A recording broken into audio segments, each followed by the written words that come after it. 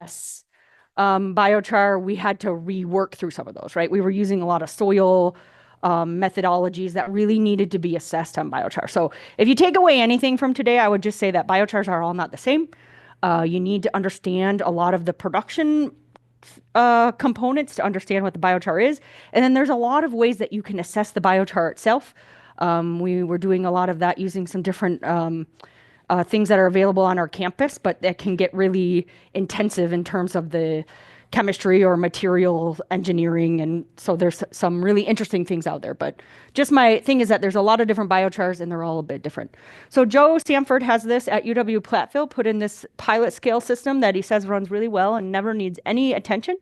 So he has this cool pilot system. So this allowed us to produce some biochars, or for Joe to produce some biochars that were really, we wanted to focus on using some feedstocks that some of our larger scale pyrolysis systems that we get biochar from weren't really willing to put through their system. So this allows us to do a little bit more control, or I should say Joe, he has this cool setup. I'm sure he'd give you a tour if you ever wanted to come see. He said he had a special hammer that he uses to keep everything running. So I'm sure you could see that too. But it's a pretty cool setup that he has, and he's did a lot of work. This is a full-scale system where we get some of our other products from that's located in, I want to say Illinois. So the Davy Tree, and they run a lot like a commercial landscaping and tree services. So they have a lot of wood-based products that they run through their full-scale biochar system. They've been working through their own kind of challenges, and they're doing this as a business, trying to figure out how they can make this product to convert the byproducts that they have from their business into a higher value. They are still working on their market, although they seem to say researchers are their biggest market right now. So, we'll see. But they've been very helpful in giving us some of the things that they need. I'm going to skip this to stay in time. The biochar characteristics, there's a whole different things you can look at. I just want you to understand feedstock temperature, that changes a lot of things. Sometimes we talk about the CEC, but that's not even the most important thing. It really changes the surface characteristics, the surface chemistry, the porosity. And those are really the interesting things that we're looking at when we apply these things, right? It creates different ways that it's binding things. It creates different ways that it might be physically changing some things. So there's a whole lot of different characteristics, and it's not the easiest thing to measure, right? So again, there's a lot of different ways that you can look at that. So we use a lot of different feedstocks. I'm guessing you can guess what this one is once it went through pyrolysis. Any guesses? Yeah, corn cobs. Yep. So really weirdly, they just stayed right intact, right? They stayed the same. They got a lot smaller. So that's sorry, I don't have a scale on here. Here's some of what we made from manure. So you can see much smaller particle sizes, some poplar, some birch wood. So even different wood chips, different sizes of them create different biochars. This is a picture from Joe.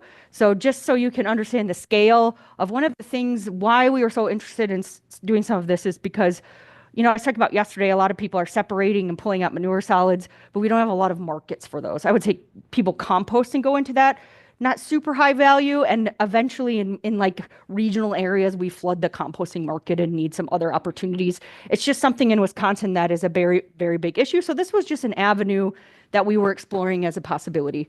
One of the things about this is the biochar mass reduction. We have areas where livestock has gotten very dense, and so the land base is not quite available for all of the manure application.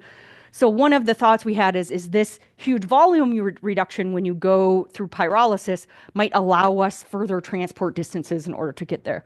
One of the things we also notice is that a lot of the phosphorus stays within there, but the nitrogen, we had seen a lot of reports previously that you lose a lot of nitrogen in the pyrolysis process. As ammonia and maybe some other off gases. A lot of people, we've not really measured most of that to this date, but we assume as ammonia or N2. But what we're finding is that more nitrogen stays within the manure separated solids because a lot of that is in the organic fraction, and so you don't volatilize as much of that. And so we actually retained more nitrogen within there than we maybe expected to. So we've been using it for a variety of things, trying to look at really, I think, making some higher value things. People will talk about doing some modifications pre or post or during pyrolysis that maybe could make it as a filter or something that might replace a product and have a higher value. Some have been trying to use it as animal feed, all kinds of ideas out there. We've been doing lots of like, could it be in emissions, like reduce emissions? Could you put it as a cover on a manure storage? Could you put it as like a, we have filter strips for runoff. Could you use it for some kind of runoff management or tile drainage or things in those areas?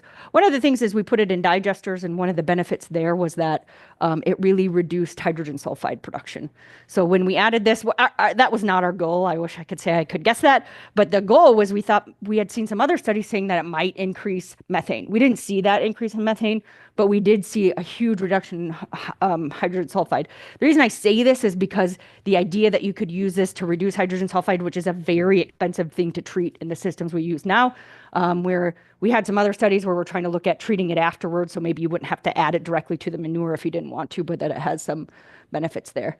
We looked at it as a storage cover, and we did find that it reduced emissions. One of the things that really interests me is you saw a lot of reduction in storage of ammonia. We did some follow-up studies to see why that was, but it seems like it's just providing a physical barrier.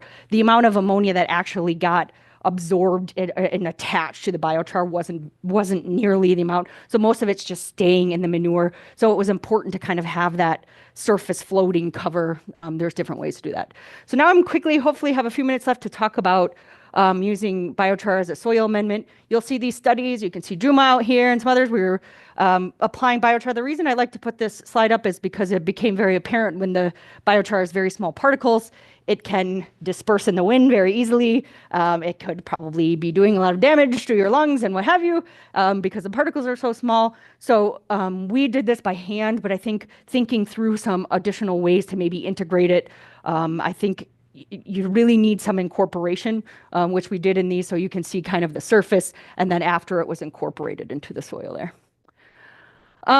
So this study, I wish I had all of the results to share with you, but as of now, we had a few different trials we were looking at where we were adding it. So manure solids made at 400 degrees, manure solids made at 600 degrees, versus just a manure solids and then a control that received nothing. The yields weren't statistically different on any of those plot trials that we've seen thus far. We did another one where we were doing biochar with manure additional application rates. So we were like, okay, as we add the biochar to fields that are receiving manure, are we going to reduce emissions and potentially sequester or hold some of that nitrogen and maybe improve nutrient use efficiency? We're not quite done, so I can't show you all of the emissions data. I'm hoping we'll get that published this year, so we'll get that out there. But so far, again, the yields look the same. We didn't expect a huge change in yield. I think a lot of studies show that maybe future years might be the times when you start to see some impact as it breaks down. Maybe I was talking about this wrong project. Hopefully not. So this was wood biochar where we made wood biochar increasing at rates. Again, not a huge impact to yield. Really huge variabilities you can see there. We're still working on the emissions for some of those, but we increased, I would say 10 tons an acre is probably not an application rate you'd see out. It's not maybe what we'd recommend. It's probably more going to be in the 1 to 2 tons an acre, but we wanted to see with increasing applications what might happen. Same with this, similar things. We're also running this with fertilizer. We're trying to figure out ways to get additional data this year to see after years after you apply the biochar what might happen. I'm about out of time. One of the other things I just want to say is that we think it reduces nitrate leaching, and we've seen that in some column trials that we've been running. So Juma is going to do some studies this coming year where we're going to look at leaching resins for some trials receiving biochar applications to also kind of do the mass balance on where that is going. What we've seen in our column studies was that it was really causing like a retention. And then when we did some additional studies, we think the biochar is actually limiting some of the mineralization of nitrogen, and then you're reducing some of the nitrate leaching in that methodology. So we think that's where we're headed. There's a really cool meta-analysis that's been done out there. If you want to check out some of the things, one of the concerns is likely that you might be increasing N2O emissions as we move through these trials. Am I over time? Yeah. Oh, okay, great. Okay, thank you to the USDA for funding this.